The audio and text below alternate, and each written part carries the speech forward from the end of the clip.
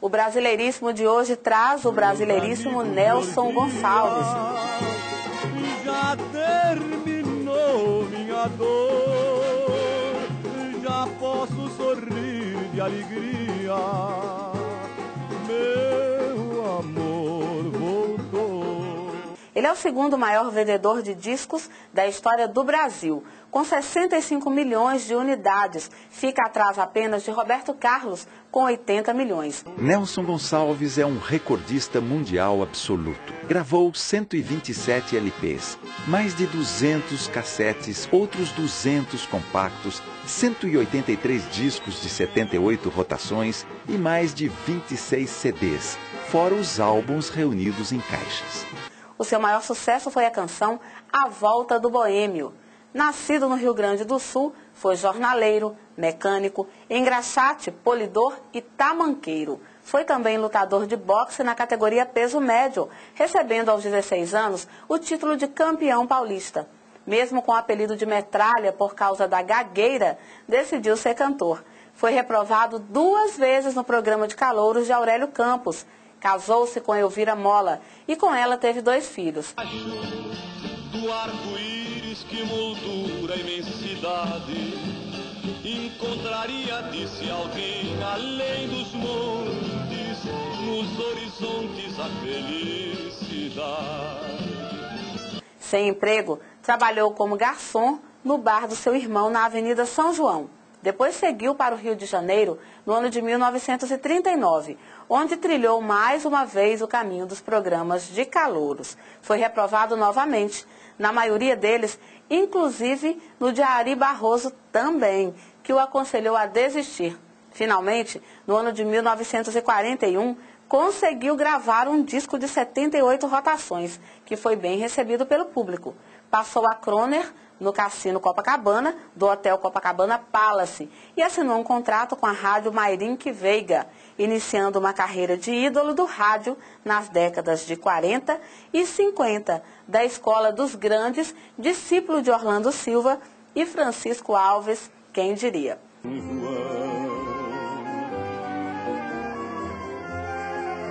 Morre hoje sem foguete, sem retrato, sem bilhete, sem luar e sem violão.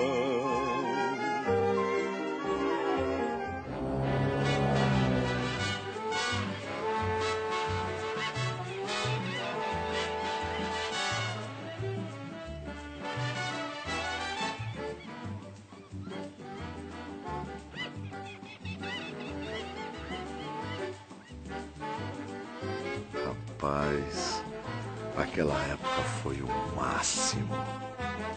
Conheci dezenas de artistas e fiquei amigo dos melhores cantores que o Brasil já teve.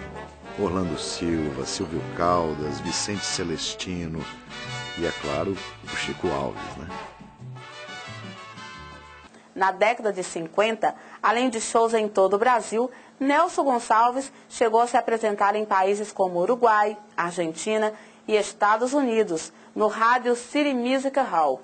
O seu envolvimento com a cocaína em 1958, tendo inclusive sido preso em flagrante em 65 e passado um mês na casa de detenção, lhe trouxe problemas pessoais e profissionais.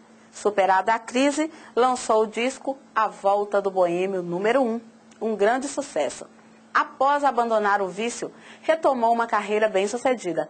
Continuou gravando regularmente nos anos 70, 80 e 90, reafirmando a posição entre os recordistas nacionais de vendas de discos. Colocava ele a água, porque ele não conseguia sobreviver sem a droga, mas aí foi conseguindo, foi conquistando o direito de ver um pouco a luz, o sol e tal. Mas ele disse que se arrastava no chão, né? Se sentia como um louco. Ele falou que sofreu muito para conseguir, que estava difícil, né? Na época ele falou que estava muito difícil. Foi se recuperando, né? Foi se fortalecendo fisicamente, interiormente. Nelson amargou o inferno por vários meses. Até que um dia começa a dar sinais de melhora. consegue dormir 3 horas seguidas. O médico ainda me receitou mais calmantes. Eu dormi bem pela primeira vez em muito tempo. Do Legião Urbana gravou Ainda é Cedo e de Lulu Santos, Como uma Onda. Ganhador de um prêmio Naiper da RCA, dado aos que permanecem muito tempo na gravadora, e sendo somente Elvis Presley o outro agraciado. Em 1986, Nelson faz uma homenagem às mulheres, gravando um disco só com cantoras, reafirmando sua fama de galanteador. Cantou as músicas e cantou as mulheres, né? Entendeu? Cantou as mulheres, mas de uma forma genial, era tudo brincadeira. Eu fui de short, eu fui gravar com o Nelson de short. Shortinho curtinho, e ele ficou louco pelas minhas pernas. Ele botava a mão na minha perna o tempo todo, ele sempre arranjava um jeito de encostar em mim. Mas eu não entendi mal, eu entendi bem. Puxa vida, ele tava gostoso mesmo o negócio, assim, tava muito atraente. Recentemente, eu fiquei pau da vida com ele. Ele chegou aqui, me dê cá um abraço, eu senti ele muito afetuoso demais. Me dê cá um abraço. Aí eu fui, abracei o Nelson. Ele falou, sentiu a potência, ele perguntou uma prótese peniana. Eu disse, olha, necessito de um coldre. Ele fez a prótese e deu um defeito. Ele ficava apontada para cima, sempre, direto. Aí o médico, ele contando, o médico chegou perto dele, Nelson, fica tranquilo que depois eu vou resolver isso. Ô rapaz, não mexe aqui não, deixa como tá. Ele não queria que mexesse não, queria ficar sempre para cima apontado. O Nelson teve uma carreira muito rara, não só em qualidade, mas a quantidade de discos que ele gravou é impressionante. E ele, da geração dele, ele não parou de gravar. Eu me lembro que uma vez perguntado sobre por que ele gravava e outros não gravavam, ele era muito lúcido nesse sentido, ele sabia muito bem qual era o jogo comercial que existia entre artista e gravadora. Então ele respondeu assim, para as gravadoras nós somos números. É simples, eu vendo, então eu gravo, fulano não vende, fulano não grava. O Nelson Gonçalves tinha um patamar de venda, mas nós achávamos que ele poderia vender mais. Você me tem fácil demais. Então começamos a nos indagar como chegar a um patamar maior de venda. E analisamos por vários aspectos e vimos que, na verdade, o único inconveniente é que ele não era executado nas chamadas rádios jovens. Era um disco que ele cantava clássicos do rock brasileiro dos anos 80, o Ainda é Cedo. E teve um momento que eu nunca esqueço, porque na hora de fazer a foto, a gente começou primeiro a ter que convencê-lo a usar o casaco de couro, depois o óculos escuro, e o casaco ele aceitou depois de muita relutância. E o óculos ele falou não, e como eu assim, óculos escuro eu não uso porque isso é coisa de viado. Nada por mim, não vá pensando. Mas certamente ele ficou aqui porque, eu imagino, porque a gravadora atendia, enfim, as necessidades que ele tinha do seu ponto de vista artístico, do seu ponto de vista de produção. E isso, na realidade, é o que faz um artista permanecer. Acho que a gravadora, provavelmente as pessoas que sempre estiveram à frente, tinham um diálogo, um entendimento do trabalho dele. Acho que foi isso que manteve ele aqui tantos anos, né? O dinheiro mais fácil que eu ganhei na minha vida foi ser produtor do Nelson. Porque o Nelson não me dava o menor trabalho. Primeiro, o repertório. Ele já vinha pronto, eu tinha a música dele lá, no tempo que ele ficava com Adelino, era com Adelino, sem Adelino ele também tinha também o esquema dele, botava a música que ele queria. O arranjador era ele que escolhia. Enfim, tudo era dele. Já vinha pronto, é um prato feito. Não faça assim.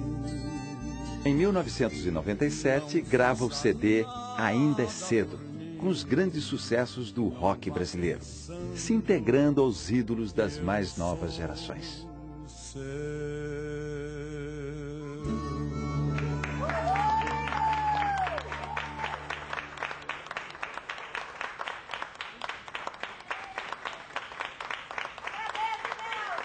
Sua última imagem em vida é da gravação deste clipe para promover o CD.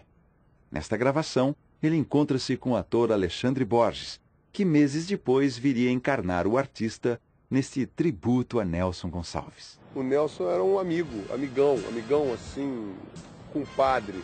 Eu às vezes chegava, você chegou da Esbórnia, eu vou ter que te explicar o que acontece, o negócio é esse, babá.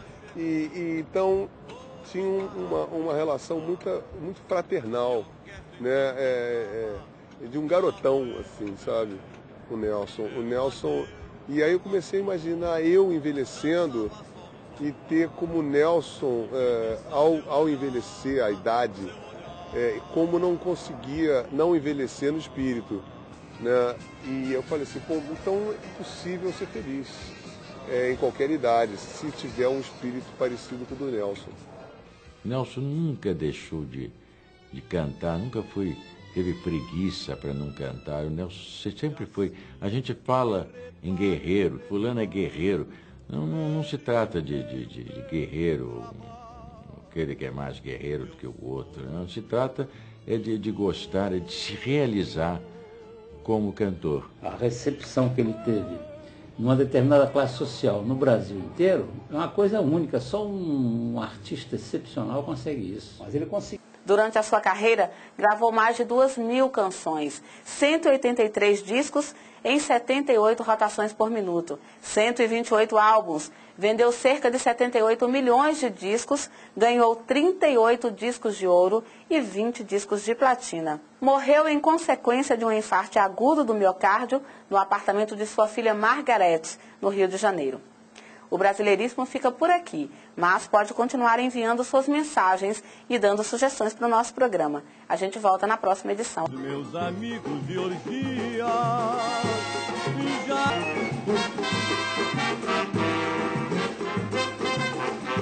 Boemia,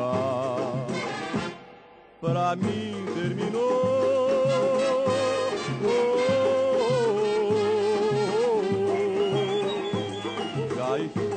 Novamente meu lar, aquela que me abriu.